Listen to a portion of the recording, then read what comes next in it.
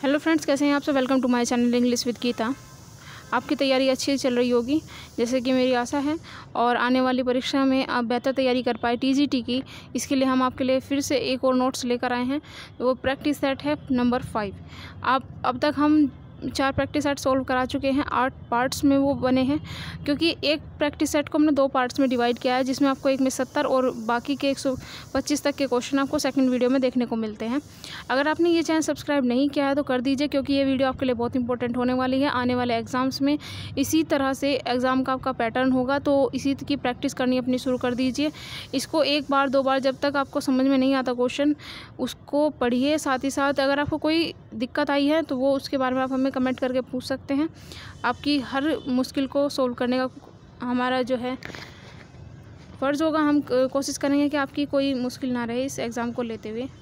ठीक है, तो अगर आपने ये चैनल सब्सक्राइब नहीं किया तो सब्सक्राइब कर दीजिए, और साथ ही साथ बेल आइकन भी दबा दीजिए, ताकि आने वाली हर वीडियो आप तक पहुंच सके।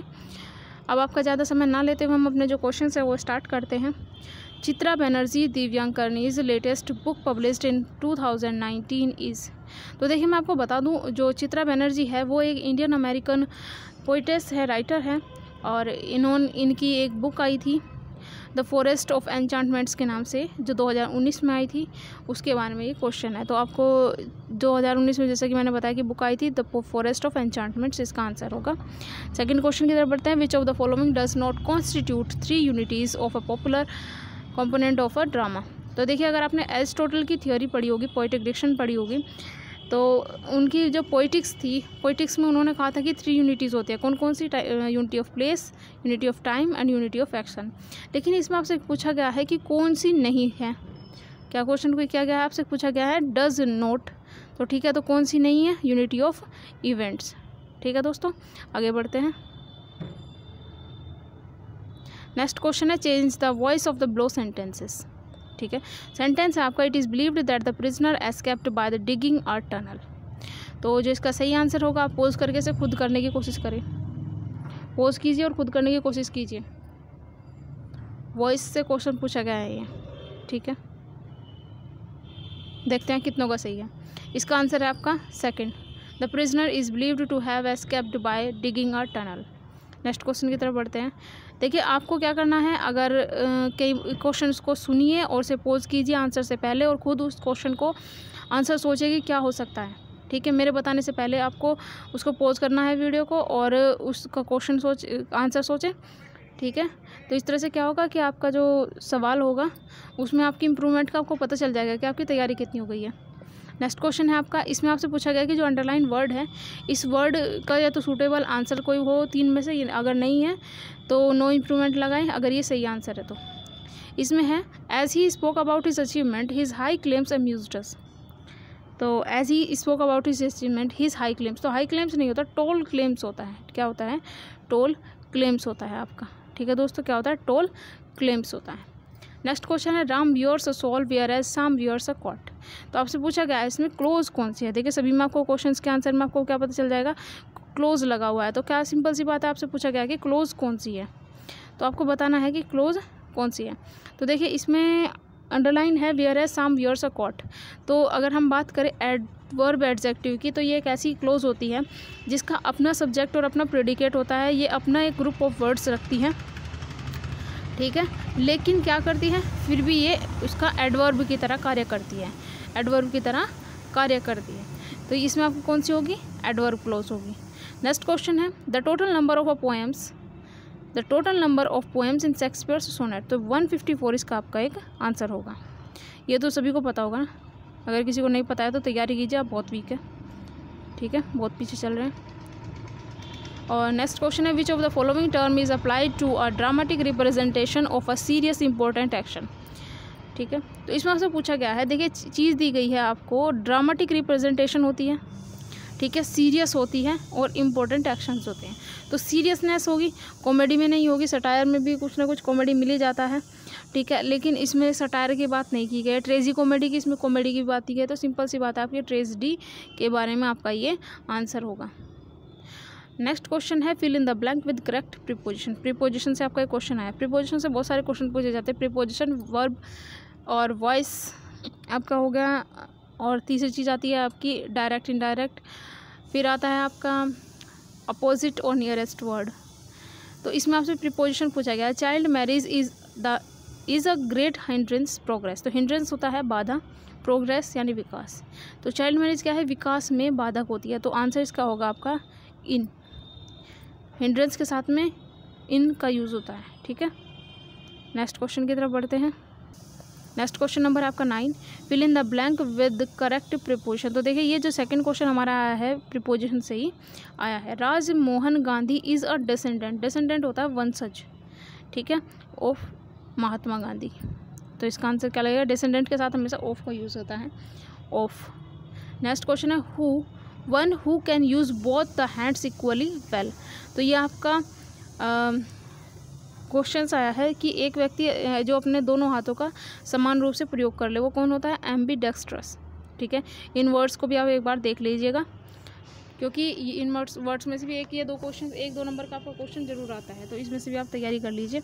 तो one who can use both the hands equally well, तो कौन होता है, एम्बीडेक्स्ट्रस होता है, द्विअर्ड, ठीक है। नेक्स्ट क्वेश्चन होगा आपका question number 11, give one word which can be a substitute for one who desert his religion.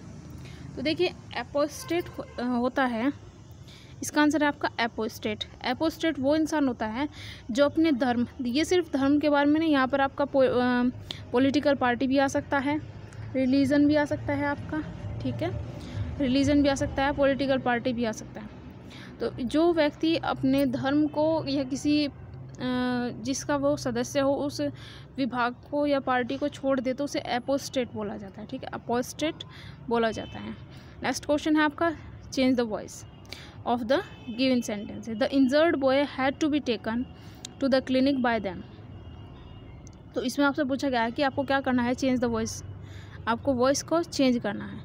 तो वॉइस को चेंज करना है। क्वेश्चन है the injured boy had to taken to the clinic by them. तो इसका answer होगा आपको them का दे हो जाएगा, they had to take the injured boy to the clinic. Option number C इसका करेक्ट ऑप्शन है। नेक्स्ट क्वेश्चन की तरफ बढ़ते हैं।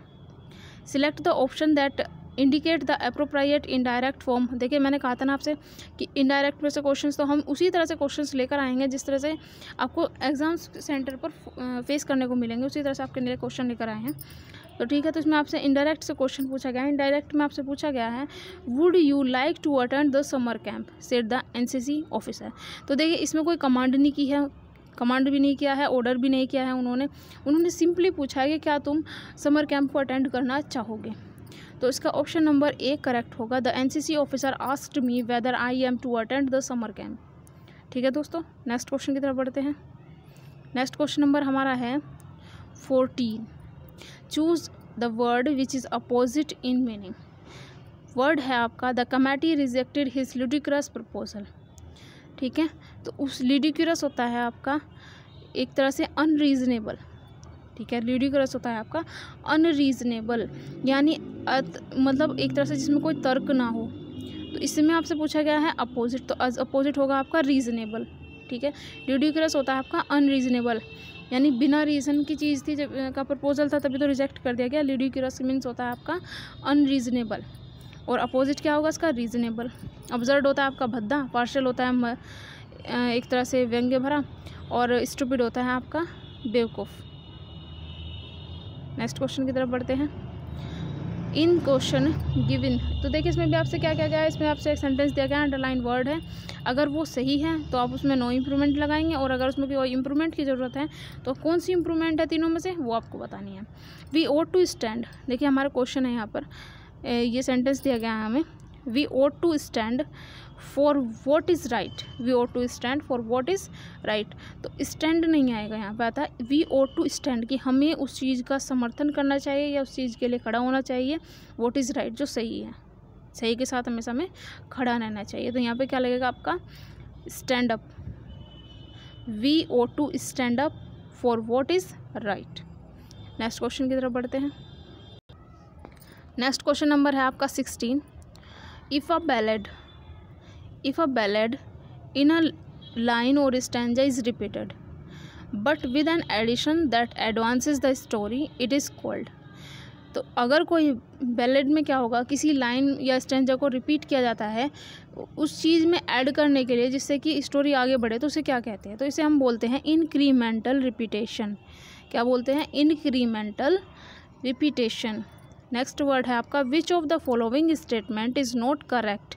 देखिए वर्ड आपके सामने क्या है, इस चीज़ को आप ध्यान से पढ़िए, क्योंकि क्वेश्चंस इसी तरह से आ जाते हैं और आप यहीं पर गलती कर देते हैं। इसमें पूछा गया आपसे नॉट करेक्ट, क्या पूछा गया, आप इस चीज़ का ध्यान रखोगे कि क्या पूछा गया है, not correct. Which of the following statement is not correct with reference to ode, कि ओड के मामले में कौन सा स्टेटमेंट का रेफरेंस गलत है, आपसे ये पूछा गया है। तो इसमें आप आंसर लगाएंगे, देखते हैं सही आंसर क्या है। अगर आपने ओड्स, सोनेट, इन सब चीज़ों के बारे में नहीं पढ़ा है तो इन चीज़ों को एक बार पढ़ लीजिए, और अगर आपने पढ़ा है तो इसका आंसर देने की कोशिश कीजिए, ताकि आपको पता चले कि आपने किस हद तक इसको क्लियर किया है। आंसर बताइए।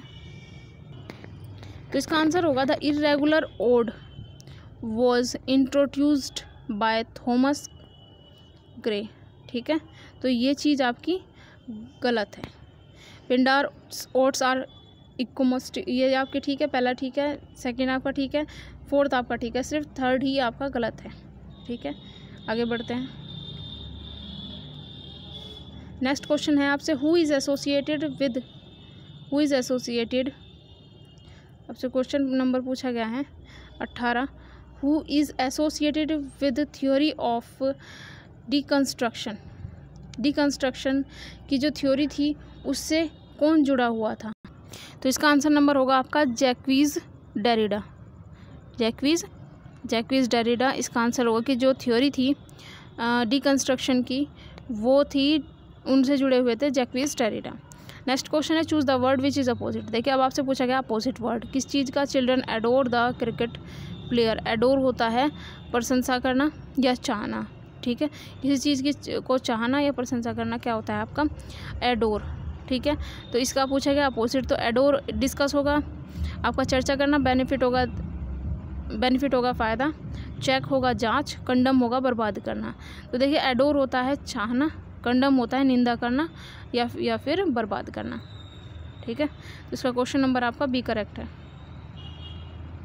नेक्स्ट क्वेश्चन नंबर है जवाहरलाल नेहरू वॉज, आपसे कई फिल इन द ब्लैंक दिए हुए हैं और आपसे कहा गया है कि उनमें सही फिल कीजिए। ठीक है दोस्तों, आपसे सही जो आंसर है उसको फिल करने के लिए कहा गया है। तो सही आंसर आपका क्या है, Jawaharlal Nehru was the brain behind the project के पीछे होता है ना, and it give the a fillip to relation between two countries. देखिए जब दो कंट्रीज़ की बात आती है तो उनके बीच में क्या आएगा, बिटवीन का यूज़ करते हैं। जब दो चीज़ों की बात आएगी तो वहाँ बिटवीन का यूज़ करते हैं, तो आपका होगा आंसर नंबर डी करेक्ट। ठीक है, ऑप्शन नंबर डी आपका करेक्ट होगा, ही गॉट। उसके बाद में आपसे किया गया है ब्लैंक और आपसे पूछा गया है कि इसमें फिल क्या होगा। तो देखिए होम कहा गया है, तो होम की मैं आपको बात बता दूँ, होम के साथ में कोई भी प्रीपोजिशन का यूज़ टू द या द का किसी भी प्रीपोजिशन का यूज़ नहीं होता। नन ऑफ द अबव इसका आंसर है। देखिए इस तरह के क्वेश्चन पे आपको देखने को मिल सकते हैं, होम के साथ में किसी प्रीपोजिशन का यूज़ नहीं होता। नेक्स्ट क्वेश्चन की तरफ बढ़ते हैं। Choose the word which is opposite in the meaning. आपसे पूछा गया है फिर opposite. These peoples are sunk in assemble ignorance and their literacy is simply colossal। ठीक है, तो वर्ड है आपके सामने कोलोजल और पूछा गया है आपसे इसका अपोजिट क्या है। अपोजिट तो जो कोलोजल होता है, कोलोजल होता है आपका विशाल। ठीक है, कोलोजल होता है आपका विशाल और आपसे पूछा गया इसका अपोजिट, तो अपोजिट क्या लगाएंगे आप इसका अपोजिट क्या होगा आपका। देखिए इनटॉलरेबल होगा असहनीय, यूज़ होगा विशाल, सिली होगा बेवकूफ़, स्मॉल होगा आपका छोटा। तो जैसे कि आपको पता है कि क्लोजल का मीन होगा विशाल, तो स्मॉल इसका आंसर होगा। Loyalties criss cross each other is a dialogue in the play by. तो जो लॉयल्टीज़ के बारे में ये जो कोटेशन है ये गाल्सवर्दी द्वारा कही गई थी इनके लॉयल्टीज़ नाम के एक प्ले में। नेक्स्ट क्वेश्चन का है the figure of speech used in the line they stressed a never ending line from the poem daffodils. तो इसमें विलियम वर्ड्सवर्थ ने जो डैफोडिल्स लिखी थी उसमें इन्होंने कहा था कि जो डैफोडिल्स है, जो फूल है, वो इतने सारे हैं कि उन्होंने एक नेवर एंडिंग लाइन कर दी, कि कभी ना ख़त्म होने वाली एक उनकी लाइन है। तो ये तो बहुत ज़्यादा हो गया कि फूल चाहे कितने भी हो, उनकी एक सीमा तो होती ही है। तो इन्होंने कहते कभी ख़त्म नहीं होने वाली है, तो बहुत बड़ा चढ़ा कर कहा है। तो सीधी सी बात आप लगाएंगे हाइपरबोल, इसमें होगा आपका हाइपरबोल। नेक्स्ट क्वेश्चन की तरफ बढ़ते हैं। नेक्स्ट क्वेश्चन है, आपसे पूछा गया है स्पेलिंग करेक्शन करना है आपको। क्या करना है? Spelling correction. तो फर्स्ट है आपकी एक्मोडेट। एक्मोडेट का ऑप्शन नंबर ए ठीक है। सेकंड है आपकी द करेक्ट स्पेलिंग इज़। तो इसमें करेक्ट स्पेलिंग आपकी पूछी गई है एफ्लोरेंस की। इसका सही ऑप्शन आपका ऑप्शन होगा, इसका ऑप्शन नंबर डी करेक्ट होगा आपका। इसका ऑप्शन नंबर सी करेक्ट होगा। AFFLORESCENCE इसका ये करेक्ट ऑप्शन है। ठीक है दोस्तों। और 27 नंबर पर आपसे पूछा गया है हैगियोग्राफिक्स क्या होती है। Are रिटिन on. हैगियोग्राफिक्स किन पर लिखा जाता है? तो हैगियोग्राफिक्स देखिए सिंपली होता है कि किसी संत की जो बायोग्राफी होती है तो उनको आप क्या बोलते हैं? हैगियोग्राफिक्स बोलते हैं। तो इसका जो ऑप्शन होगा वो आपका सी ऑप्शन करेक्ट होगा। The stylized lives of Christian saint. इसमें क्रिश्चियन सेंट कहा गया है, लेकिन किसी भी सेंट के बारे में अगर आपसे पूछा जाता है, उनकी बायोग्राफी की बात की जाए तो उसे आप हैगियोग्राफिक्स कहेंगे। ठीक है। जो संत महात्मा होते हैं, इनकी जो बायोग्राफी होती है उनको हैगियोग्राफिक्स कहा जाता है। नेक्स्ट क्वेश्चन नंबर है आपका 28। अ 14 line poem in iambic pentameter consisting of 3 quatrain and concluding couplets is known as। देखिए आपको इसका क्वेश्चन ज़रूर पता होगा, क्योंकि सोनेट शेक्सपियर के सोनेट किसी भी ने भी नहीं छोड़े होंगे। तो शेक्सपियर के जो सोनेट होंगे अगर आपने पढ़े हैं तो आपको इसका आंसर जरूर शेक्सपियरियन सोनेट, इसका ऑप्शन नंबर बी करेक्ट है। नेक्स्ट क्वेश्चन की तरफ बढ़ते हैं।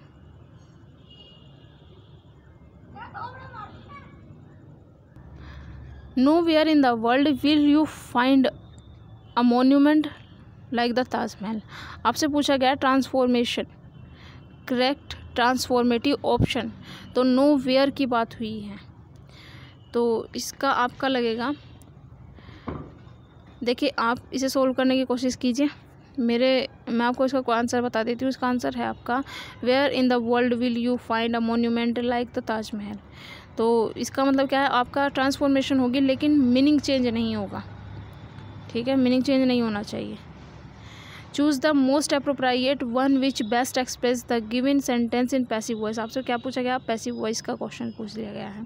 The engineers have built a dam across the Narmada river. ठीक है, अक्रॉस द नर्मदा रिवर। तो अब आपसे कहा गया है कि इसका आपको क्या करना है? इसको आपको करना है पैसिव वॉइस में। इसका आंसर होगा a dam has built by the engineer across the river. First option इसका सही होगा। सेकंड ऑप्शन की तरफ बढ़ते हैं। सेकंड क्वेश्चन नंबर है हमारा, he enjoy to tell stories to children. तो टेल स्टोरीज़ की जगह पर आप इम्प्रूवमेंट में लगाएंगे टेलिंग स्टोरीज़। ठीक है, टेलिंग स्टोरीज़। ही एन्जॉय, इसका आंसर होगा आपका बी। आंसर होगा इसका बी। नेक्स्ट क्वेश्चन की तरफ बढ़ते हैं। Identify the underline part of speech. Identify the underlined part of speech in the given sentence. Hello, what bring you to this part of the neighborhood? तो इसमें आपका option number C correct होगा। Option number सी आपका correct इसलिए होगा, देखिए जब कहीं भी इंटरजेक्शन वहाँ पर होता है, जब आपको कहीं संबोधन किया जाता है, संबोधन किया जाएगा तो वहाँ पर क्या होगा? आपका इंटरजेक्शन का यूज़ होगा। ठीक है दोस्तों, नेक्स्ट क्वेश्चन की तरफ बढ़ते हैं। तो अचानक निकलने वाले आपके मनोभाव कौन होंगे? इंटरजेक्शन होंगे। नेक्स्ट क्वेश्चन की तरफ बढ़ते हैं। द लाइन प्रेजेंट फियर, इसमें आपसे पूछा गया present fear are less than horrible imaginings. तो ये लाइन आपकी कहाँ से ली गई है? ये आपसे कोटेशन पूछा गया है, कोटेशन आपकी कहाँ से ली गई? तो ये लाइन ली गई है आपकी मैकबेथ से। मैकबेथ से आपकी ये लाइन ली गई है। इसका ऑप्शन नंबर ए आपका करेक्ट होगा। मैकबेथ जो एक शेक्सपियर द्वारा लिखा गया प्ले था, तो इसमें आपको बता दूँ ये 1599 से 1606 तक लिखा गया था।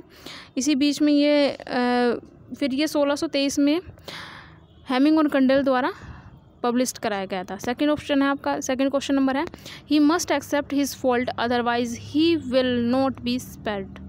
ठीक है, तो इसमें आपको क्या पूछा गया, इसमें आपसे पूछा गया क्वेश्चन बनाना है आपको कॉम्प्लेक्स। क्या करना है आपको, इसका कॉम्प्लेक्स में चेंज करना है। तो जब आप किसी चीज़ को कॉम्प्लेक्स में चेंज करते हो तो मैंने आपको रूल बताए थे ना रूल, कि जब हम किसी चीज़ को कॉम्प्लेक्स में चेंज करते हैं तो हम वहाँ पर क्या करेंगे, एक सबऑर्डिनेटिंग कंजक्शन का यूज़ करते हैं। तो ये आपका इसका सही ऑप्शन क्या होगा, सोच के बताइए क्या ऑप्शन नंबर होगा इसका।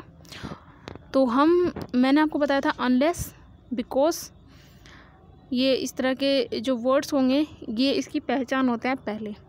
ठीक है, सेकंड कि उसका जो मीनिंग है कॉम्प्लेक्स में हो चाहे सिंपल में हो, आपका चेंज नहीं होना चाहिए, मीनिंग आपका चेंज नहीं होगा। और वर्ड इसमें आ जाएगा आपका कॉम्प्लेक्स के लिए अनलेस बिकॉज वाले वर्ड आपके आ जाएंगे। तो देखिए थर्ड ऑप्शन नंबर देखिए, थर्ड का क्या है आपका, थर्ड वाला इसका आपका आंसर होगा। ठीक है, थर्ड वाला ऑप्शन इसका आंसर होगा, unless he accept his fault he will be spared. Next question है, the literary form of commerce is. तो देखिए कॉमर्स क्या है आपसे पूछा गया। मिल्टन का एक वर्क है कॉमर्स, जो आपका आया था 1634 में। ठीक है, 1634 में ये वर्क आया था और मिल्टन का लिखा हुआ है। ये एक मास्क था, इनके द्वारा लिखे गए 2 मास्क थे, उनमें से एक मास्क था इनका कॉमर्स। ये बहुत इंपॉर्टेंट इनके वर्क है, इसको वर्क को आप तैयार कर लीजिएगा, इसमें से कई बार क्वेश्चन पूछे जाते हैं। नेक्स्ट क्वेश्चन है, which of the following statement on the prelude by William Wordsworth is are not true. देखिए आप इस चीज़ को ध्यान रखेंगे, इसमें पूछा गया है आपसे नॉट ट्रू। क्या पूछा गया है आपसे, पूछा गया है नॉट ट्रू कि कौन सा विलियम वर्ड्सवर्थ के बारे में कथन सत्य नहीं है। तो इसमें आपसे पूछा गया है द प्रील्यूड वॉज पब्लिश्ड पोस्ट्यूमसली, उनकी मृत्यु के बाद में पब्लिश्ड हुई थी। प्रील्यूड की बात हुई है, ठीक है, तो इसमें प्रील्यूड के बारे में ही आपसे पूछा गया है। तो इसका आपका लगेगा फर्स्ट ऑप्शन आपका सही है। सेकंड ऑप्शन है, in this poem Wordsworth records his development as a poet, ये आंसर भी आपका ठीक है। थर्ड है, a poem runs to 14 books at crucial stages, the poet celebrate the sublime natural scenes in developing his spiritual, moral और imaginative nature, ये भी इसका ठीक है। फोर्थ है आपका, poems like Michael the old Cumberland beggar, she dwelt among the untrodden ways, nutting etcetera are the highlights of this volume. देखिए ये ऑप्शन आपका ठीक नहीं है, इसके 3 ऑप्शन ठीक है लेकिन ये ऑप्शन आपका ठीक नहीं है। तो जब आप नीचे ऑप्शंस में देखोगे तो सी आपका इसका आंसर होगा। नेक्स्ट क्वेश्चन की तरफ बढ़ते हैं। William Wordsworth had a deep influence on Thomas Hardy. According to Hardy, a partial poem by Wordsworth was his best cure of despair. देखिए हार्डी कहते थे कि जब वो निराश होते थे तो एक वर्ड्सवर्थ की लिखी हुई एक पोएम थी जो उन्हें हमेशा एक बेस्ट क्योर की तरह इस्तेमाल होती थी, कि उनके लिए बेस्ट क्योर थी, उनके लिए एक बेहतर इलाज थी जब वो निराशा में होते थे। तो उस वर्ग का नाम था द लीच गैदरर्स। तो जो द लीच गैदरर्स हैं, जो द लीच गैदरर्स वर्क है आपका, ये इसका ऑप्शन होगा। ठीक है, लीच गैदरर्स ये एक कलेक्शन था लीचेस का, जिसका मीनिंग होता है लीचेस का कलेक्शन। नेक्स्ट क्वेश्चन की तरफ बढ़ते हैं। नेक्स्ट क्वेश्चन नंबर है आपका 38। Beside being sent to prison the culprit was heavily fined. तो इसमें आपको क्या करना है, इसमें आपको बनाना है कंपाउंड। तो कंपाउंड के नियम होते हैं, जब आप किसी चीज़ को कंपाउंड में चेंज करते हो तो उसमें आप लगाते हो बोथ एंड, और सेकंड ऑप्शन होता है आपका नॉट ओनली बट ऑल्सो। ठीक है, तो इस तरह के जो आपके कोऑर्डिनेटिंग कंजक्शंस हैं उनका यूज़ किया जाता है। तो आपको बताया गया इसमें कंपाउंड में चेंज करना है, तो इनमें नीचे देखिए कि कौन सा वर्ड है जो इस्तेमाल हुआ है। ठीक है, तो जब आप ऑप्शन नंबर बी देखोगे the culprit was not only sent to prison but also heavily fine. देखिए मैंने आपसे अभी कहा कि इसके दो साइन होते हैं, एक तो नॉट ओनली बट ऑल्सो, आपको इस तरह से दिया होगा बट ऑल्सो, तो इस तरह से होगा ये आपको, मतलब एक तरह से सेंस चेंज नहीं होना चाहिए, ये आंसर उसके बीच में मिल जाएंगे। सेकंड होता है इसी तरह से आपको बोथ और एंड का यूज़ देखने को मिलेगा, ठीक है। तो ऑप्शन नंबर बी इसका करेक्ट ऑप्शन है। नेक्स्ट क्वेश्चन है वो Milton considered his master in poetry. देखिए क्वेश्चन कई बार पूछा जा चुका है, इसका आंसर है आपका स्पेंसर। इनको मास्टर ऑफ पोएट्री में ये स्पेंसर को मानते थे, अपना मास्टर ऑफ पोएट्री ये स्पेंसर को मानते थे, ये बहुत फेमस हो चुका है वैसे, ठीक है। नेक्स्ट क्वेश्चन की तरफ बढ़ते हैं। When was John Milton born. देखिए जब आप इनकी बायोग्राफी तैयार करेंगे आपको इनके बर्थ डेथ और लाइफ के बारे में जो मोटी मोटी चीज़ें हैं वो ज़्यादातर पता होनी चाहिए। तो इनके सबसे पहले जब हम किसी की बात करते हैं तो उनकी डेट ऑफ बर्थ और डेट ऑफ डेथ के बारे में पूछा जाता है। तो यहाँ आपसे पूछी गई है मिल्टन की बर्थ डेट। तो इनकी जो बर्थ डेट थी वो थी इनकी 9 दिसंबर 1608। 9 दिसंबर 1608 को ब्रैड स्ट्रीट में लंदन इंग्लैंड में इनका जन्म हुआ था। इंग्लैंड में इनका जन्म हुआ था। नेक्स्ट क्वेश्चन की तरफ बढ़ते हैं। Next question number 40। इसमें आपके सामने एक फ्रेज दी गई है जिसमें आपसे पूछा गया है गिवन वननेस एयर मीन्स क्या होता है, ठीक है। गिवन वननेस एयर मीन्स क्या होता है, तो इसका ऑप्शन जो आपका करेक्ट होगा वो होगा सी, बिहेविंग एरोजेंटली। बिहेविंग एरोजेंटली इसका ऑप्शन होगा, इसमें होगा यानी to act in a way that shows one thing better is one is better is than other people, ठीक है। तो यह बिहेविंग एरोजेंटली इसका आंसर होगा।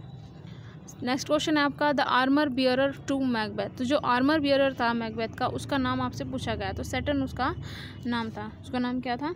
सैटर्न। नेक्स्ट क्वेश्चन की तरफ बढ़ते हैं। नेक्स्ट क्वेश्चन नंबर है 43। इसमें आपसे पूछा गया choose the correct meaning of the underlined word या फ्रेज। तो देखिए इसमें आपसे एक फ्रेज पूछी गई है एट द 11th आवर क्या होता है, इसकी मीनिंग पूछी गई है। If you try to book a ticket at the 11th hour you may not get the required seat. यानी अगर तुम अंतिम क्षण में किसी टिकट को बुक करोगे तो तुम्हें क्या होगा, जो रिक्वायर्ड सीट है वो नहीं मिल पाएगी। तो लास्ट मिनट होता है, 11th आवर का मीनिंग होता है आपका in the last minute. Next question की तरफ बढ़ते हैं। नेक्स्ट क्वेश्चन है हमारा, एक कोटेशन पूछी गई है who wrote and about whom the soul was like a star and dwelt apart. कि तुम्हारी जो आत्मा है वो एक सितारे की तरह है और तुमने हमें 2 हिस्सों में बांट दिया है, हमारे दिल को 2 हिस्सों में बांट दिया है, यानी हमारे दिल को तोड़ दिया है। ये बात किसने कही थी? तो ये बात कही थी वर्ड्सवर्थ ने मिल्टन के बारे में, वर्ड्सवर्थ ने मिल्टन के बारे में। नेक्स्ट क्वेश्चन है in which play of Galsworthy do we have William Falder. William Falder Galsworthy के किस प्ले में है? तो जो जस्टिस नाम का प्ले है आपका उसमें फाल्डर जो है मैन रोल प्ले करता है। नेक्स्ट क्वेश्चन की तरफ बढ़ते हैं। Paradise Lost is written in. तो पैराडाइज लोस्ट की आपसे डिक्शन पूछी गई है कि किस चीज़ में लिखी गई है, तो इसका ऑप्शन नंबर बी आपका करेक्ट होगा। पैराडाइज लोस्ट ब्लैंक वर्स और ग्रैंड स्टाइल में लिखी गई है। Galsworthy belonged to. गाल्सवर्थी कौन सी सेंचुरी से बिलोंग करते थे? तो ये करते थे आपके 20th सेंचुरी से बिलोंग करते थे। ये आपके मॉडर्न पोइट है और 20th सेंचुरी से बिलोंग करते थे। 1932 में इन्हें नोबेल प्राइज़ भी मिला था लिटरेचर के लिए नोबेल प्राइज़ भी मिला था। नेक्स्ट क्वेश्चन आपसे स्पेलिंग करेक्शन का पूछा गया है कि करेक्ट स्पेलिंग किस चीज़ कौन से वर्ड की है? तो करेक्ट स्पेलिंग है आपकी रिमेनिसेंट। ऑप्शन नंबर डी आपका करेक्ट है। रिमेनिसेंट होता है showing that you are thinking about the past specially in a way that causes you pleasure. यानी इस तरह से अपने पास्ट के उस पल के बारे में सोच रहा है जो आपको खुशी प्रदान करे। नेक्स्ट क्वेश्चन की तरफ इसमें आपसे पंक्चुएशन पूछा गया है, करेक्ट पंक्चुएशन बतानी है आपको। तो देखिए ये इतना मुश्किल भी नहीं होता और इतना आसान भी नहीं होता, ठीक है। तो अगर आप ठीक से पढ़ोगे तो आप इस चीज़ को सही आंसर कर पाओगे। तो कोशिश करें एक बार सही आंसर देने की। तो मैं बता देती हूँ इसका जो ऑप्शन नंबर बी है वो करेक्ट है। ऑप्शन नंबर बी आपका करेक्ट है। ठीक है, नेक्स्ट क्वेश्चन की तरफ बढ़ते हैं। Choose the word which is opposite in the meaning. तो आपका जो वर्ड है इसका अपोजिट पूछा गया है। तो वर्ड है आपका he was extremely modest in company. तो जो मोडेस्ट वर्ड होता है ना आपका, मोडेस्ट जो वर्ड होता है इसकी मीनिंग होती है शालीन या नम्र। व्यवहार में किसी का शालीन या नम्र हो जाना क्या होता है, मोडेस्ट होता है। ठीक है दोस्तों, तो इसका अगर आपको इसमें पूछा गया आपसे अपोजिट, तो अपोजिट होगा आपका जो क्यूरियस वर्ड है ये होता है जिज्ञासु, वर्चुअस होता है धार्मिक, अनएस्यूमिंग होता है नम्र। ठीक है, तो इमोडेस्ट इसका आंसर होगा, इमोडेस्ट इसका आंसर होगा option number D. Next question की तरफ बढ़ते हैं। नेक्स्ट क्वेश्चन नंबर है आपका, पूछा गया है नियरेस्ट वर्ड। तो मैंने कहा था आपको नियरेस्ट और अपोजिट के बारे में काफ़ी क्वेश्चन आते हैं। तो पेनलाइज वर्ड दिया गया है। तो जो पेनलाइज होता है, पेनलाइज का जो मीनिंग होता है वो होता है आपका दंड देना। ठीक है, पेनलाइज का मीनिंग होता है आपका दंड देना। तो इस हिसाब से आपका पनिश जो वर्ड होगा, पनिश वर्ड इसका नियरेस्ट होगा। परसिक्यूट होता है आपका सताना, टॉर्चर होता है अत्याचार, रून होता है बर्बाद करना। ठीक है, तो इसका ऑप्शन नंबर बी करेक्ट है। पेनलाइज होता है किसी चीज़ का पनिश करना। नेक्स्ट क्वेश्चन है इंस्क्रूटेबल। तो इंस्क्रूटेबल का पूछा गया है आपसे कि नियरेस्ट वर्ड क्या होगा। इंस्क्रूटेबल का मीन्स होता है आपका रहस्यपूर्ण, रहस्यों से भरा हुआ। तो मिस्टीरियस क्या होगा, इसका ऑप्शन नंबर बी करेक्ट होगा। स्ट्रेंज होता है आपका अजीब, मार्वलस होता है अनोखा, सबलाइम होता है उत्कृष्ट। तो मिस्टीरियस इसका सूटेबल आंसर होगा। नेक्स्ट क्वेश्चन है which is common to the following poems. Wordsworth the Recluse, Shelley's the Triumph of Life, Byron की डॉन जुआन और कीट्स की हाइपेरियन। तो ये जो सब है इन सब में क्या चीज़ सेम है, तो इन सब में जो सेम चीज़ है वो ये है कि ये सभी इनके अनफिनिश्ड पोएम्स हैं। ये सभी इनकी अनफिनिश्ड पोएम है। बी इसका ऑप्शन नंबर करेक्ट होगा। नेक्स्ट क्वेश्चन है select the correctly punctuated sentence in this group. तो आपसे पंक्चुएशन से क्वेश्चन पूछा गया, पंक्चुएशन से करने की कोशिश करें। इसका ऑप्शन नंबर ए करेक्ट होगा, ऑप्शन नंबर ए करेक्ट होगा। नेक्स्ट क्वेश्चन है, इसमें आपसे कहा गया है indirect speech form of the following sentence. तो आपको इनडायरेक्ट स्पीच फॉर्म बतानी है। Call the witness, said the magistrate to the his staff. तो मजिस्ट्रेट क्या कर रहे हैं, ऑर्डर्ड कर रहे हैं। तो बाकी क्वेश्चंस में आपको देखने को मिलेगा, इसमें आपका दिया गया है ऑर्डर्ड, टोल्ड, आस्क्ड, रिक्वेस्टेड। तो ये रिक्वेस्ट नहीं होती, आस्क नहीं होता, टोल्ड नहीं होता, ऑर्डर्ड होता है। तो ऑप्शन नंबर ए इसका करेक्ट होगा।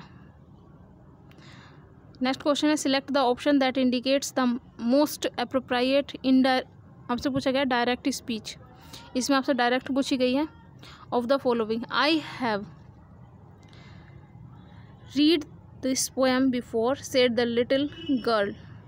तो आपको इसकी जो है फॉर्म चेंज करनी है। तो इसका आंसर सोचने की कोशिश कीजिए। इसका आंसर जो है करेक्ट आंसर है इसका option number A. The little girl said that she had read the poem earlier, कि वो इस पोएम को पहले भी पढ़ चुकी है। Choose the word which is correctly spelled. Correctly spelled word आपसे पूछा गया है। तो देखिए जब आप देखोगे सेंटेंस बनाने की, जब सेंटेंस है तो इसमें जब वर्ड को ऐड किया जाता है तो किस तरह से ऐड किया जाता है। जब आप इसमें वोवल और कॉन्सोनेंट की फॉर्म देखोगे तो उसमें बिगिनिंग करेक्ट आंसर होगा। जब बिगिन को किया जाता है उसमें आईएनजी जोड़ा जाता है तो जो एन होता है इसमें वो डबल हो जाता है। ठीक है, तो बिगिनिंग इसका करेक्ट आंसर होगा। नेक्स्ट क्वेश्चन की तरफ बढ़ते हैं। नेक्स्ट क्वेश्चन नंबर है आपका करेक्टली स्पेल्ड वर्ड बताना है आपको। इसमें सिमेट्रिकल वर्ड दिया गया है, इसकी करेक्ट स्पेलिंग आपको बतानी है। करेक्ट स्पेलिंग आपको बताएं तो इसकी करेक्ट स्पेलिंग होगी ऑप्शन नंबर बी सिमेट्रिकल। इसमें डबल एम का यूज़ होगा, सिमेट्रिकल। नेक्स्ट क्वेश्चन नंबर है one of the best dramas ever written by William Shakespeare known as the darkest of the dark comedy. ठीक है, तो ये जो वर्क है आपका, ये कौन सा इनके एक शेक्सपियर का कौन सा जो ड्रामा है वो darkest of the dark comedy कहा जाता है। किसको? Darkest of the dark comedy कहा जाता है, ये आपके बारे में पूछा गया है। तो इसका ऑप्शन नंबर ए करेक्ट होगा। मेजर को darkest of the dark comedy कहा जाता है। नेक्स्ट क्वेश्चन की तरफ बढ़ते हैं। The final version of Wordsworth the prelude appear in.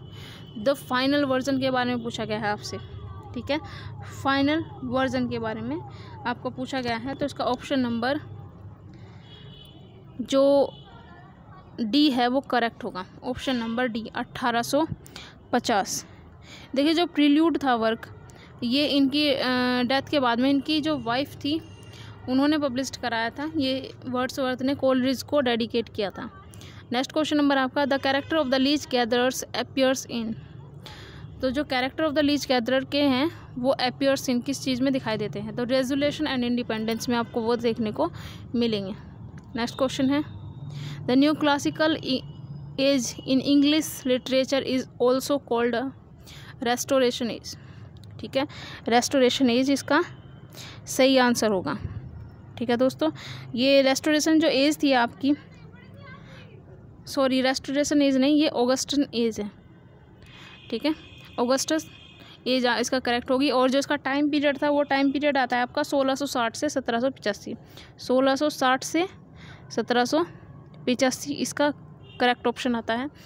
और ये ऑगस्टन एज कही जाती है इंग्लिश लिटरेचर में द न्यू क्लासिकल एज को। 1660 से 1785 इसका टाइम पीरियड था। नेक्स्ट क्वेश्चन है, identify the type of the underline pronoun. तो प्रोनाउन के बारे में आपसे पूछा गया है। Salma picked up the hot iron and burned herself, कि सलमा ने गर्म आयरन को उठा लिया और वो खुद से जल गई। तो इसमें पूछा गया है कि हरसेल्फ क्या है? तो हरसेल्फ यहाँ पर क्या है? रिफ्लेक्सिव प्रोनाउन है, रिफ्लेक्सिव प्रोनाउन है। ऑप्शन नंबर डी इसका करेक्ट होगा। नेक्स्ट क्वेश्चन है आपका, identify the type of the underline conjunction. I don't think that the knew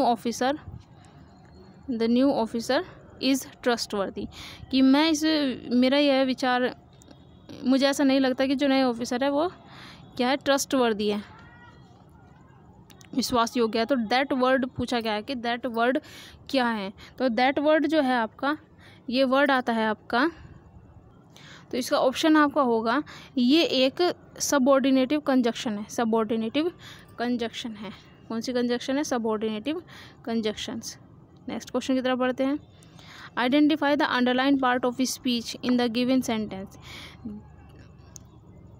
that is a beautiful wash that Sumit has purchased. तो इसमें क्या कहा गया है? वॉश जो है इसमें आपकी नाउन है, ठीक है, और बात की गई है उसके सुंदरता के बारे में। तो नाउन की जो विशेषता बताए वो क्या होता है? एडजेक्टिव। नेक्स्ट क्वेश्चन में हम आपके लिए लेकर आए हैं एक पैराग्राफ। इस पैराग्राफ को आपको पढ़ना है और इसमें 68 तक के जो क्वेश्चन हैं उनको आंसर करना है। इस पैराग्राफ को पढ़ें, पॉज करें वीडियो, और उसके बाद में आपको क्या करना है, इसके 68 तक के क्वेश्चंस का आंसर आपको करने हैं। तो 66 आपका यहाँ पर है, इसको पॉज कीजिए, आंसर सोचिए इसका। इसका आंसर होगा आपका ए करेक्ट होगा। ठीक है, नेक्स्ट क्वेश्चन की तरफ बढ़ते हैं। नेक्स्ट क्वेश्चन नंबर है इसका, it in the second paragraph refers to. तो इसका ऑप्शन सोचे। 68 है आपका, if you take about 20 minutes to walk from the lake side to the camp it means to you. इनके क्वेश्चन के आंसर सोचे। तो जो 67 है उसका आंसर आपका डी करेक्ट होगा।